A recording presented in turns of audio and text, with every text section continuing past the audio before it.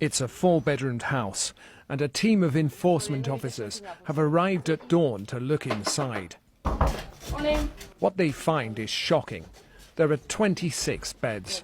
How many people live in this room, sir? 1, 2, 3 bunk beds, 6 sleeping spaces. Another 4 more in this tiny room. You pay £65 per week each. It was time for the enforcement team to do some maths.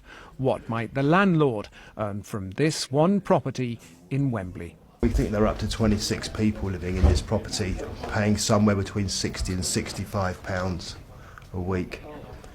So that we're looking at an income on this property of around about £1,500 a week, which is around about £80,000 a year income.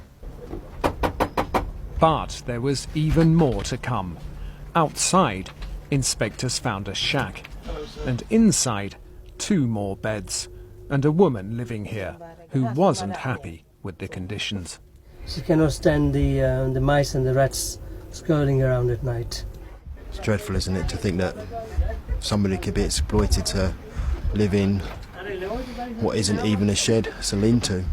So how many people might be living in conditions like this across London?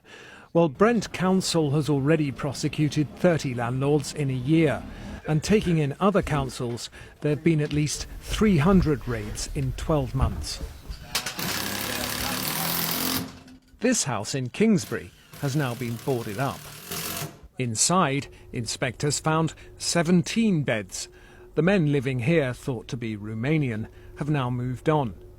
In Harrow, there's another 4-bedroomed house, not quite so crowded. Until recently, 13 people, mainly from Hungary, had been living here. But they're not happy. One of the tenants has armed himself with a baseball bat. Because I'm gonna protect ourselves. The tenants here claim their landlord gave them just 2 weeks' notice to get out, and when they objected, 2 strange men turned up outside the property. Walking up and down, punching in the air. Just jumping around and, preparing to the fight. Harrow Council has now warned the landlord to respect tenants' rights. He's declined to comment, saying it's going to court. The tenants say they have no choice but to live in conditions like this. I think because this is the cheapest where you can find a room. And back at that Wembley house with 26 beds, Bagharad told us he lives here because his job as a carer for the elderly pays so little. I'm paid £30 per day. Maish works as a casual builder and earns £60 to £80 a day, but says even living here his life is better than back home in India. This country is money. Our country is no money.